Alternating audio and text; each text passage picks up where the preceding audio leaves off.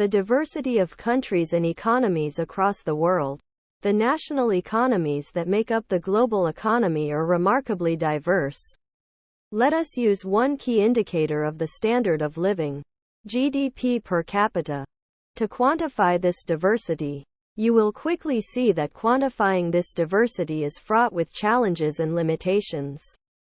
As explained in, we must consider using purchasing power parity, or international dollars, to convert average incomes into comparable units. Purchasing power parity, as formally defined in, takes into account the fact that prices of the same good are different across countries. Explained how to measure GDP. The challenges of using GDP to compare standards of living, and the difficulty of confusing economic size with distribution. In China's case, for example, China ranks as the second largest global economy, second to only the United States, with Japan being third. But when we take China's GDP of $9.2 trillion and divide it by its population of 1.4 billion, then the per capita GDP is only $6,900, which is significantly lower than that of Japan, at $38,500, and that of the United States, at $52,800. Measurement issues aside, it's worth repeating that the goal, then, is to not only increase GDP, but to strive toward increased GDP per capita to increase overall standards of living for individuals.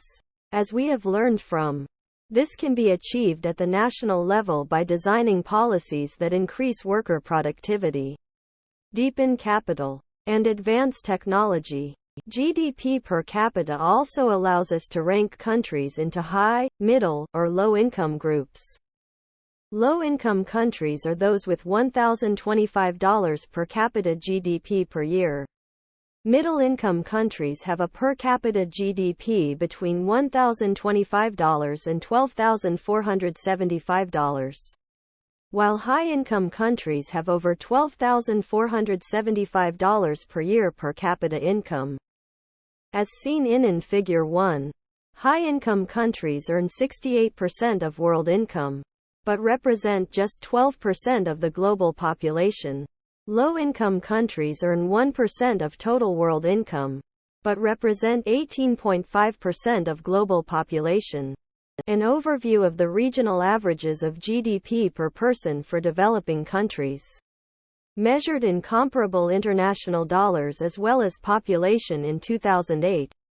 Figure 2 shows that the differences across these regions are stark. House nominal GDP per capita in 2012 for the 581.4 million people living in Latin America and the Caribbean region was $9,190, which far exceeds that of South Asia and Sub-Saharan Africa. In turn, people in the high-income nations of the world, such as those who live in the European Union nations or North America, have a per capita GDP 3 to 4 times that of the people of Latin America. To put things in perspective, North America and the European Union have slightly more than 9% of the world's population, but they produce and consume close to 70% of the world's GDP. Such comparisons between regions are admittedly rough. After all, per capita GDP cannot fully capture the quality of life. Many other factors have a large impact on the standard of living, like health, education, human rights, crime and personal safety, and environmental quality. These measures also reveal very wide differences in the standard of living across the regions of the world. Much of this is correlated with per capita income, but there are exceptions. For example, life expectancy at birth in many low-income regions approximates those who are more affluent. The data also illustrate that nobody can claim to have perfect standards of living. For instance, despite very high income levels, there is still undernourishment in Europe and North America. The differences in economic statistics and other measures of well-being, substantial though they are, do not fully capture the reasons for the enormous differences between countries. Aside from the neoclassical determinants of growth, 4 additional determinants are significant in a wide range of statistical studies and are worth mentioning: geography, demography, industrial structure, and institutions. Geographic and demographic differences. Countries have geographic differences. Some have extensive coastlines. Some are landlocked. Some have large rivers that have been a path of commerce for centuries, or mountains that have been a barrier to trade. Some have deserts. Some have rainforests. These differences create different positive and negative opportunities for commerce, health, and the environment. Countries also have considerable differences in the age distribution of the population. Many high-income nations are approaching a situation by 2020 or so in which the elderly will form a much larger share of the population. Most low-income countries still have a higher proportion of youth and young adults. But by about 2050, the elderly populations in these low-income countries are expected to boom as well. These demographic changes will have considerable impact on the standard of living of the young and the old. Differences in industry structure and economic institutions. Countries have differences in industry structure. In the high-income economies of the world, only about 2% of GDP comes from agriculture.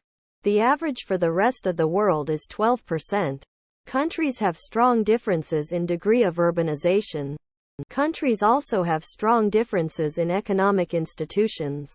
Some nations have economies that are extremely market-oriented, while other nations have command economies. Some nations are open to international trade, while others use tariffs and import quotas to limit the impact of trade. Some nations are torn by long-standing armed conflicts. Other nations are largely at peace.